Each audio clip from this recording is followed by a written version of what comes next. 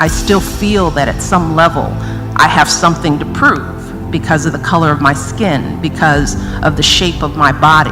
But it takes some time and it takes some maturity to start having some successes under your belt where you realize, yes, in fact, Michelle Obama soundbite by you, Glenn. It's Michelle Obama Day for you. She sat down with Conan O'Brien, and you're going to be shocked to learn she feels that there's a double standard when it comes to first families, depending on skin color.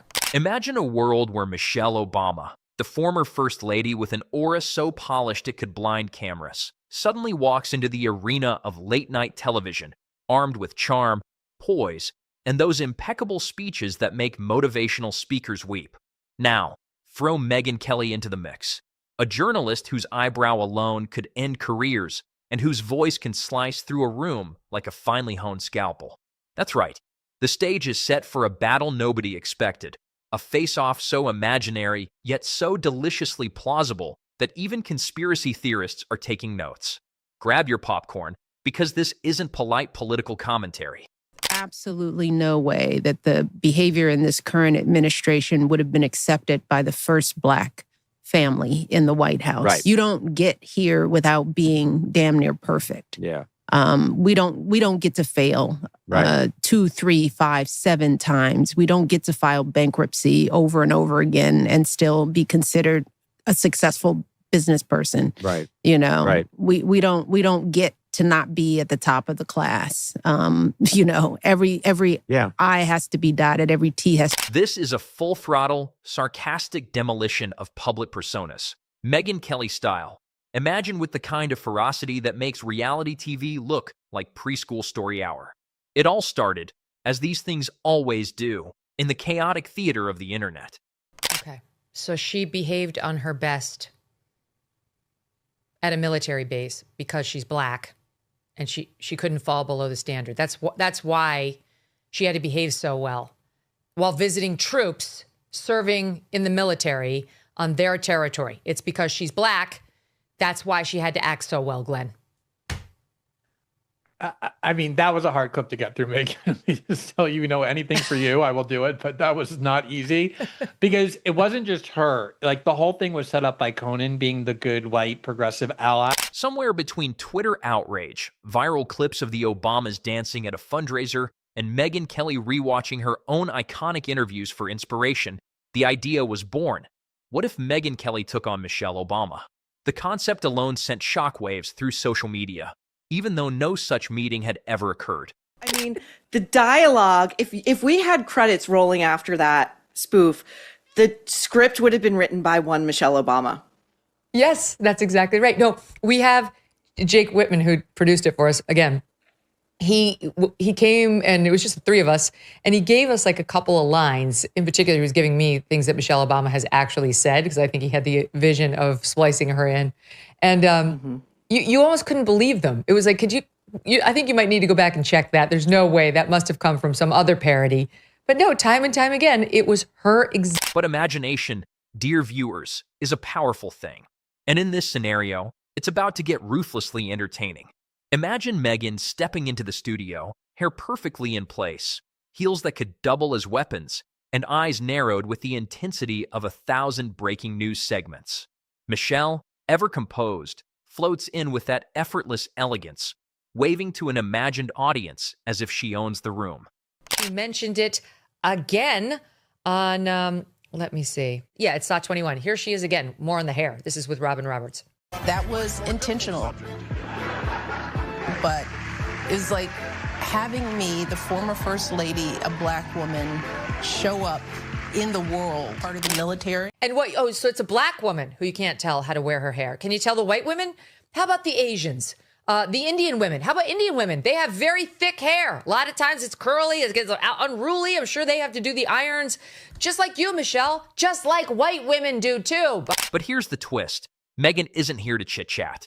No, she's here to dismantle, deconstruct, and debate in a way that makes even seasoned political analysts take notes and maybe quietly hide under their desks. The first exchange, purely hypothetical but vividly imagined, hits like a cannonball. Megyn launches a series of rapid-fire questions so precise and cutting that even the air feels tense. Michelle responds with grace, wit, and those trademark smiles. But in Megyn's imagination, each answer is a cue for another jab, sharper than a diamond-edged headline. This is not just a debate. It's an intricate dance of satire and irony. Every word Michelle utters is turned into a springboard for Megyn's imagined demolition. The former First Lady may have the charm, the intellect, and the political experience, but Megyn has the razor-sharp timing that could metaphorically slice a podium in half. Now, you might be thinking, constructed phrase is amplified into comedic tension. Megyn is a hurricane of incisive questioning. Michelle is the calm eye in the storm. And the audience? They're stuck in the middle, watching an absurdly polished battle unfold that never actually happened, but feels too real to ignore. She's even more miserable than we portrayed her. Even more. And since then, I can't wait to see how this is received because I think it's another banger. But she did that podcast recently where she said, I think you talked about it on your show. We definitely did on The Nerve. Like, oh, she's so glad she and Barack never had a son. Yeah. Because God forbid Barack had a Barack Jr. And she would have felt so bad for this child, this boy, who probably would have inherited Barack Obama's looks, talents, charm, charisma, intellect. Like, oh God, no, the earth was spared another version of Barack 2.0. It's unbelievable. Like, even if you're going to spin that as charitably as possible, like, oh, he would have had to live up to Barack. Let's talk about the turning point. Megyn, in this imagined scenario, drops the first verbal bombshell. She brings up topics that would make anyone else's palms sweat. Political influence, memoir sales, philanthropic impact, and, of course, the relentless media narrative. Each point is dissected with surgical precision, as if Megyn has prepared 1,000 hypothetical charts, graphs, and rhetorical traps. Megyn doesn't need to interrupt, shout, or even raise her voice. Instead, she wields her imagined intellect like a scalpel. Each hypothetical question exposes contradictions, societal pressures, and the absurdity of media narratives. It's not personal, it's structural. She's tearing apart the mythos, the curated public image, and the polished media persona with such finesse that Michelle's imagined composure becomes the perfect foil. Everything she says is negative. We've been watching clips from her Yes, podcast over the yes, past couple of yes. weeks. Everything she says is negative. I mean, you would never know you are hearing from a woman who is First Lady for 8 years, has become probably a billionaire by this point, is out on Totally. David Geffen's yacht every other summer, her estate in Martha's Vineyard, her daughters who went to these Tony schools. You would think you were listening to somebody basically like another, like the wife of a George Floyd. And she's never gotten totally over right. whatever grievance she had growing up. I love how the soundbite begins. Every graceful smile, every poised answer is magnified into something absurdly perfect, setting up Megyn's next round of attacks, which, in our constructed scenario, are devastating precisely because they remain completely professional, calm, and sharply ironic. Let's pause for a moment to imagine Michelle's reaction. Perhaps she arches a brow, the way only she can. Maybe there's a polite chuckle, an acknowledgement of Megyn's precision. Or perhaps, in this hyperbolic version of reality, Michelle's imagined mind is racing, calculating every subtle counterpoint, every potential soundbite. But for Megyn, that's just fuel. Each small gesture, each carefully measured syllable, becomes material for the ultimate satirical dismantling. She's not rude. She's surgical. She's precise. And the audience? They are mesmerized, wondering who will crack first in this imaginary battle of wits. As the imagined showdown continues, the tension escalates. Megyn doesn't just question Michelle, she sets traps. Hypothetical scenarios, ethical dilemmas, and exaggerated contrast between public perception and reality are laid out like chess pieces. Michelle's imagined responses are flawless, of course, but in the eyes of the hypothetical viewer, the sheer audacity of the setup makes it feel like Megyn is dictating the rhythm of the conversation. It's a masterclass in over-the-top, satirical confrontation. Every sentence Megyn utters is a mini cliffhanger. Every hypothetical counterpoint Michelle delivers a pause for dramatic effect. And the viewers, even though this never happened, are hooked. She didn't say that. She didn't then clarify the point to make sure that that's what she meant. And so I genuinely think she meant what she said. Oh God, I'd have another Barack Obama on my hands. And who the hell wants that? I mean, we kind of can relate, but whatever, it's fine. It's different. We're the general public. But it was so funny. Like, I'll show the audience one other thing. We yesterday we had on Ruthless, and Josh Holmes was saying you should show some outtakes because we showed a tease. I'm like, you know what, we should show some outtakes. So they cut a couple of you and me when we were sitting there, and just how funny it was because she's so absurd. Now, imagine the absurdity heightening. Megyn references imaginary headlines, fake controversies, and entirely constructed quotes, layering them with ironic commentary. Michelle, in this hyper-real universe, responds with a serene wisdom that only amplifies Megyn's hypothetical precision. The clash isn't about winning. It's about the spectacle, the mental chess, the perfectly orchestrated dance of intellect and satire. Every viewer feels like they're witnessing an event too improbable to be real.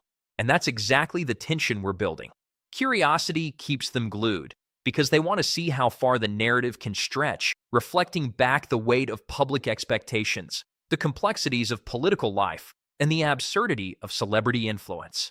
And she does it with such ironic elegance that it feels like a coup, even though nothing actually happened. Michelle's imagined counterpoints, measured and gracious, only emphasize the theatrical precision of Megyn's hypothetical takedown. It's the kind of constructed tension that keeps viewers leaning forward, mentally cheering and groaning simultaneously, caught in the pull of what if scenarios played out with razor-sharp wit. Every step of the way, we sprinkle in imagined audience reactions, gasps, laughter, whispered disbelief. We construct a crescendo of tension and absurdity where even the most stoic observer can't help but imagine themselves in the middle of the storm. Resentment Meanwhile, producing. She's like, oh, you know, we have to get perfect grades in order to be acceptable. The truth is exactly the opposite, and we all know that. Affirmative action is there to help Black Americans like Michelle Obama, who didn't get perfect grades, wind up at Princeton. That's what happened in her case, and she knows it. She did not have to get perfect grades. In fact, this system bent over backward to help her get into our most elite. Megyn's strategy in this hypothetical arena is genius precisely because it's invisible. She doesn't need to yell over Michelle's calm composure or interrupt the former First Lady mid-sentence. No, she lets the questions linger in the air, like a shadow over a pristine ballroom. Each pause is a trap. Every measured nod, but in the way only a master of imagined verbal warfare can do. It cuts deeper than 1,000 late-night monologues combined. She doesn't even pause for serene as a lake at dawn, which only heightens the suspense. Because nothing fuels Megyn's imaginary fire like calm perfection. Megyn doesn't stop at subtlety, though. Oh no, she ups the ante with hyperbolic hypotheticals. What if Michelle's charitable initiatives had hidden motives? What if memoirs were carefully crafted PR machinery rather than heartfelt reflections? The questions themselves are absurd, layered, and over the top, but that's the brilliance. The audience isn't asking for realism. They're here for the spectacle. I need to take a moment to talk about Michelle Obama's hair. I've been told by her many times this is very important. What are you laughing at? Racists. Yes. We're all racist because she had to iron her hair. She talks about it on every tour stop. She's promoting her book. Hold on, I want to see which one it is. Okay, there's so many to choose from, but here's the latest. This is SOT 4. Let's take a look. A lot of people want to know, well, what do braids mean? What does she mean? Look, y'all. What does she mean? What, you know, I mean, that's how white folks are. It's like, what does that mean? And in this constructed world, every hypothetical insinuation is met with Michelle's imagined elegance, which makes the verbal jousting feel like a gladiatorial duel in silk gloves. The tension builds, crescendoing with each imagined zinger, every ironic pause, every meticulously crafted eyebrow raise Megyn delivers. The polished speeches, the book tours, they're all placed under the hypothetical microscope. It's not personal, It's existential satire. Megyn is dismantling not just the person, but the mythology. And the genius of this imagined conflict? Michelle's imagined responses, calm and measured, create the perfect counterpoint. She's the ideal foil, the pristine marble to Megyn's sharp scalpel, making the entire scenario feel like a perfectly choreographed actually occurred, which somehow makes it even juicier. Our brains love it precisely because it's impossible, improbable, yet vividly, almost painfully imaginable. Megyn's questions are precise, incisive, and dripping with irony. Michelle's answers are calm, composed, and perfectly poised. And the audience is trapped in a delicious loop of what could happen if. Suspense wrapped in satire wrapped in sheer absurdity. All right? Now, people, I have something to tell you. This is not all mine. I mentioned a lot of the show, but if you could see the number of little hell things in there that Sarah's got to deal with every day to try to cover them up so you guys think this looks natural. It is not just a black thing, Michelle. Sorry, Victor, go ahead. Well, when I get up in the morning... Thank you. When I get up in the morning, I wish I had hair. Then Megyn raises the stakes even further. In this hyperbolic universe, she invents entirely new arenas for imagined confrontation, hypothetically citing anonymous insiders and fabricated sound bites, throwing out exaggerated hypotheticals about book deals, media appearances, and imagined interviews. She doesn't need facts. She needs the tension, and the tension is electric. And the audience? They're enthralled. Every clever hypothetical barb lands with the impact of a cartoon anvil, harmless in reality, devastating in imagination. And Michelle's imagined counterpoints? Perfect. She smiles. She nods. She responds with calm, reasoned answers that seem to only fuel Megyn's imaginary assault. It's a feedback loop of absurdity, each round escalating the tension, the stakes, and the hilarity. And let's talk about the imagined chaos behind the scenes.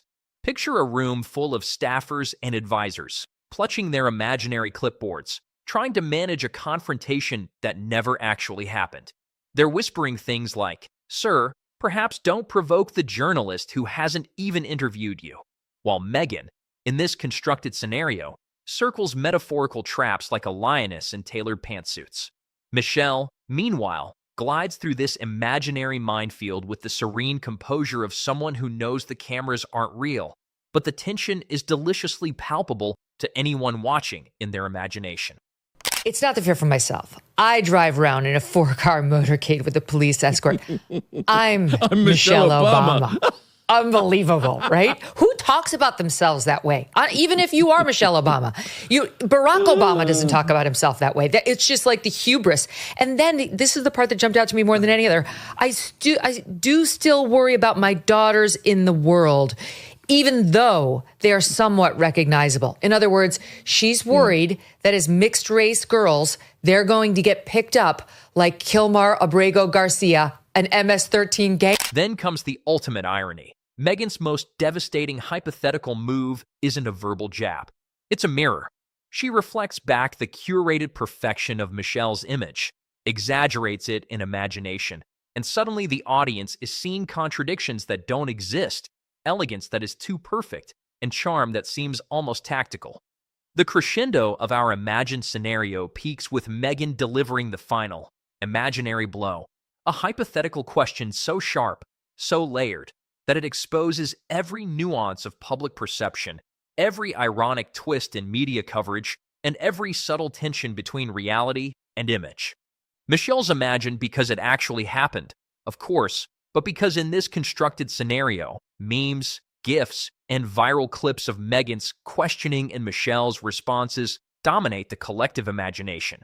Think trending hashtags that never existed, imaginary sound bites that somehow feel real, and an endless loop of audience delight as everyone debates what would have happened if these two icons really collided. The sheer absurdity keeps viewers hooked, sharing, commenting, and replaying the imagined showdown in their minds like the ultimate hypothetical highlight reel. Did you see the post he put out to celebrate her birthday? Yeah. Was it her birthday or their anniversary? He did. He chose the least attractive photo of her that's ever been released. I mean, this is just wrong. Michelle Yeah, Obama he can look did a very great- nice in a photograph. This ain't it. She's got Yeah, right. the kerchief on That her was- head. They're about 20 feet apart in this intimate dinner. And he looks great. This is classic, right? Like, he's like, Yeah. this is a great picture. He's got the 1,000-watt smile. And I can she tell, looks yeah. terrible. And the beauty of it? Even in this fully imagined destruction, there's a narrative symmetry. Megyn's razor-sharp intellect, her impeccable timing, and her hypothetical precision exist in perfect contrast to Michelle's calm, measured, and endlessly composed image. The tension arises not from anger, insult, or confrontation. It arises from the extreme disparity between public perception and imagined interaction. Every imagined pause, every hypothetical smile, every exaggerated eyebrow raise keeps the audience on the edge of their seats, wondering what will happen next, even though it's all fantasy. By now, the scenario has reached full absurdity. Megyn destroys Michelle not through insult or aggression, but through imagination, narrative pressure, and hyperbolic irony. The audience is left breathless, not from reality, but from the tension of imagining what could happen if wit, intellect, and perfectly honed public personas collided in a stage-managed yet entirely fictional confrontation. It's surreal, it's hilarious, it's absurd, and best of all, it's completely YouTube-ready.